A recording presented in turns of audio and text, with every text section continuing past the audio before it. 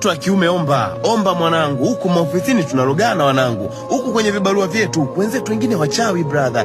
Sikia hapo ofisini kwako brother ulipokaa, walio pembeni yako hawakuangalii jicho la amani hata kidogo. Usirelax kiasi hicho mwanangu. Au wana unaoamini unaozungusha nao bia asubuhi mchana brother. Mungu angekuonyesha jinsi wanavyopigana na wewe rohoni. Wanapotamani hata kesho udondoke hicho kiti chako akichukue brother.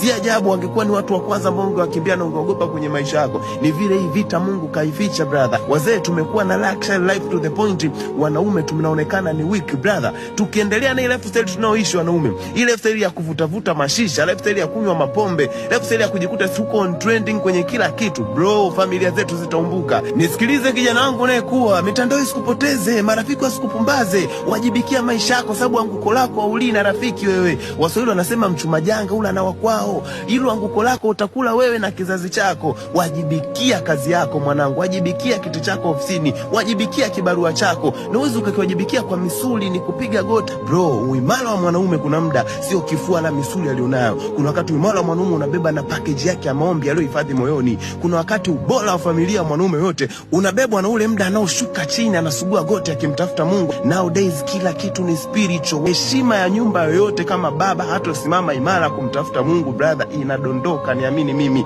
brother. Hatuta succeed, hatuta win, kuna viwango hatutafika, kuna nafasi hatutakaa, kuna position huko ofisini hatutazipata kama hatutasugua goti kuomba. Unless otherwise tukubali kuingia kwenye ushirikina, unless otherwise tukubali kuingia kwenye kutambika. Ila kama tumekuwa kawaida, kama hatuna Mungu, kama hatueleweki tuko wapi, tutarudi nyumbani na aibu, tutarudi nyumbani tunachekwa, tutarudi nyumbani tunazomewa. Mwanaume pray, omba asubuhi, omba mchana, omba usiku, omba muda wote. As long as you are men, pray. Na mwanaume wa kweli ni yule anayeomba brother.